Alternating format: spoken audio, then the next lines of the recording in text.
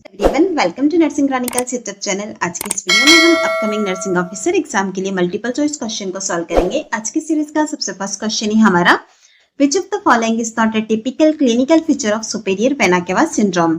निम्न में से कौन सा सुपीरियर वेना केवा सिंड्रोम का टिपिकल फीचर नहीं है? Option A headache, option B dyspnoea, option C pallor, option D chest pain. Right answer है हमारे यहाँ पर ऑप्शन सी पैलर। पैलर हमें सुपीरियर वेना केवा सिंड्रोम के कैरेक्टरिस्टिक में नहीं देखने को मिलता है।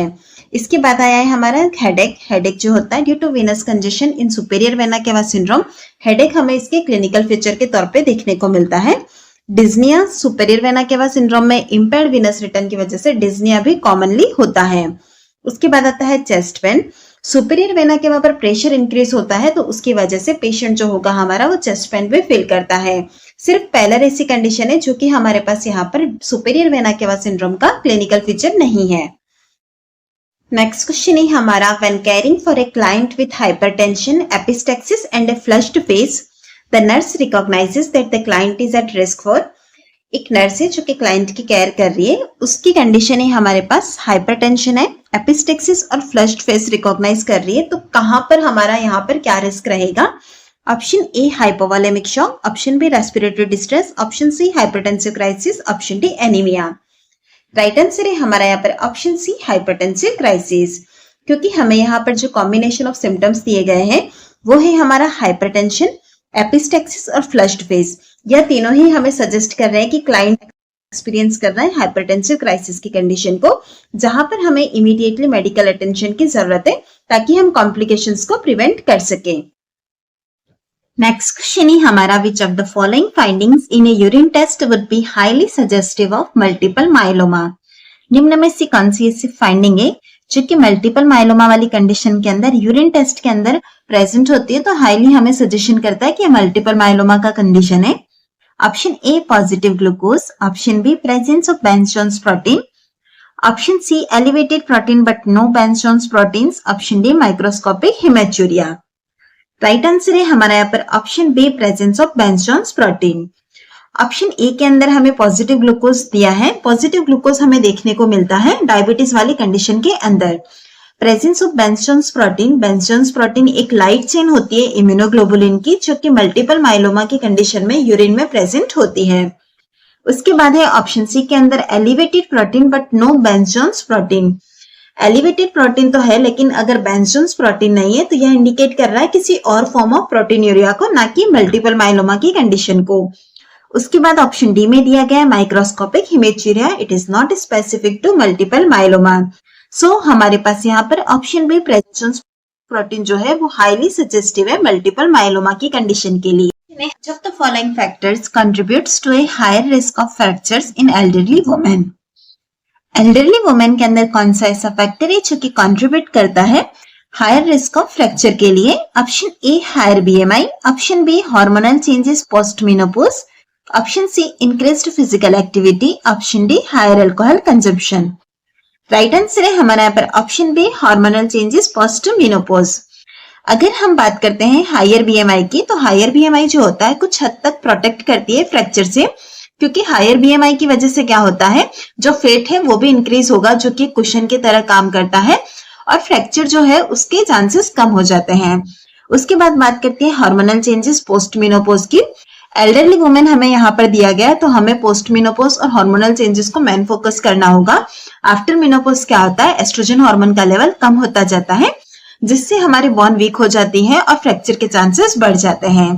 ऑप्शन सी के अंदर दिया गया है increase physical activity. Physical activity अगर इंक्रीज होगी तो बोन स्ट्रेंथ जो है वो इंप्रूव होती है और रिस्क ऑफ फ्रैक्चर रिड्यूस हो जाता है। उसके बाद आता है higher alcohol consumption. Higher alcohol consumption भी हमारी बोन की हेल्थ को अफेक्ट करती है जिससे कि रिस्क ऑफ फ्रैक्चर इंक्रीज होता है, लेकिन यह जो है हमारा सेकेंडरी फैक्टर के अंदर आ जाता है age compare to hormonal changes after menopause. So इस तरह से हमारा राइट आंसर है ऑप्शन बी। नेक्स्ट क्वेश्चन है हमारा, in which of the following condition is rivastigmine primarily used. निम्न में से कौन सी ऐसी कंडीशन है जिसके अंदर की हम रिवास्टिगमेंट मेडिसिन को प्राइमरली यूज में लेते हैं? Option A Alzheimer disease, option B schizophrenia, option C depression, option D multiple sclerosis. Right answer है हमारा यहाँ पर option A Alzheimer disease.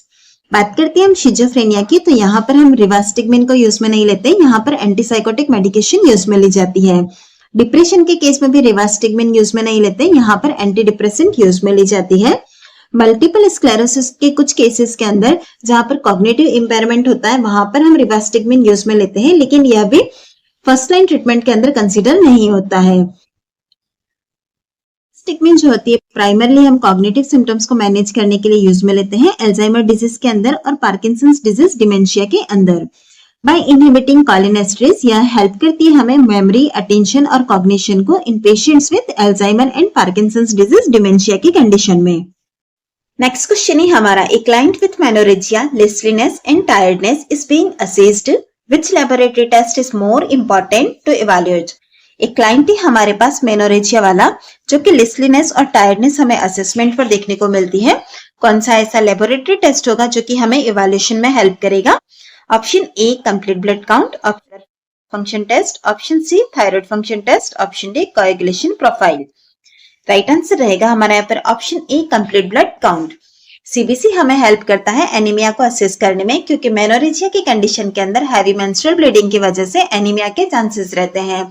CBC के थ्रू हम हीमोग्लोबिन और आरबीसी को इवैल्यूएट कर सकते हैं, जिससे कि हमें कंफर्म हो सकता है कि एनीमिया प्रेजेंट है या नहीं। हमें क्वेश्चन के अंदर जो दिया गया था क्लाइंट विथ मेनोरेजिया और वही लिस्टलीनेस और टायर्डनेस भी है, जो कि इंडिकेट कर रहा है कि एनीमिया के चांसेस रह सकते हैं। तो इसे इवैल्यूएट करने के लिए हमारे लिए इंपॉर्टेंट टेस्ट रहेगा यहाँ पर सीबीसी, यानी कि ऑप्शन ए। नेक्स्ट क्वेश्चन है हमारा, which of the following is a common side effect of clomiphene citrate. निम्न में से कौन सा क्लोमिफेन साइट्रेट का कॉमन साइड इफेक्ट है? Option A ovarian hyperstimulation syndrome, option B excessive weight loss, option C amenorrhoea, option D hot flashes. Right answer है हमारा यहाँ पर option D hot flashes. Hot flashes common side effect है clomiphene citrate का due to its oestrogen receptor antagonism in the hypothalamus, जिसकी वजह से temperature regulation जो होता है हमारा डिस्टर्ब हो जाता है। हॉट फ्लैशेस हमें देखने को मिलते हैं। हाइपर स्टिमुलेशन जो होता है ओवेरियन सिंड्रोम का, यह नहीं होता है। यह कॉमनली हमें देखने को मिलता है इंजेक्टेबल गोनेडोट्रोपिन के साथ में। एक्सेसिव वेट लॉस भी नहीं होता है। अगर हम वेट लॉस के ऊपर इसके इफेक्ट की बात करते हैं तो कुछ केसेस के अंदर हमें वेट गेन देखने को मिलता है, लेकिन वेट नहीं दिखा है। Amenorrhoea is not a typical side effect of clomiphene citrate. So इस तरह से हमारा राइट आंसर है option D hot flashes. Next question है हमारा, which laboratory test is essential for monitoring a client with menorrhagia who has been treated for iron deficiency anaemia. कौन सा ऐसा लेबोरेटरी टेस्ट है जो कि एसेंशियल है monitoring the client with menorrhagia के अंदर, जिसे कि हम आयरन डेफिशिएंसी एनीमिया के लिए ट्रीट कर रहे हैं? Option A vitamin B12 level, option B serum ferritin, option C electrolyte panel, option D blood glucose level. Right answer है हमारा यहाँ पर option B serum ferritin level. चलिए इसका रेशनल भी हम देख लेते हैं। अगर हमारे पास कंडीशन आयरन डेफिशिएंसी एनीमिया की दी गई है और वो भी उस कंडीशन के अंदर जहां पर कि हमारा क्लाइंट है मेनोरेजिया वाला, तो वहां पर जरूरी है कि हम फेरेटिन लेवल को चेक करें। फेरेटिन लेवल जो है हमें गाइड करेगा for the effectiveness of iron supplementation therapy. अगर एनीमिया इंप्रूव हुआ है तो हमारा जो फेरेटिन का लेवल है वो भी इंक्रीज होना चाहिए। क्वेश्चन है हमारा, what is the primary cause of presbycusis. Presbycusis का प्राइमरी कॉज क्या है? Option A age related degeneration of cochlear structure, option B exposure to loud noises over time, option C genetic mutations, option D infections affecting the ear structures. बात करते हैं प्रेसबाइकोसिस के primary cause की, तो वो रहता है हमारा यहाँ पर as related degeneration of cochlear structure. This refers to age related hearing loss। इसके अंदर एज रिलेटेड हियरिंग लॉस होता है, जिसका रीजन है degeneration of cochlear structure. Next question है हमारा, which of the following is the best method to prevent HPV related cancer. निम्न में से कौन सा बेस्ट मेथड है for the prevention of HPV related cancer? Option A condoms, option B pap smear testing, option C HPV vaccination, option D antibiotics. Right answer रहेगा हमारा यहाँ पर option C HPV vaccination. The HPV vaccination is most to prevent HPV infection and related cancers including cervical and oropharyngeal cancer। HPV infection को prevent करने के लिए जो vaccination होता है हमारा HPV वैक्सीनेशन होता है, यह कुछ रिलेटेड कैंसर से भी प्रिवेंट करता है, जैसे कि सर्वाइकल या फिर ओरोफेरिंजियल कैंसर।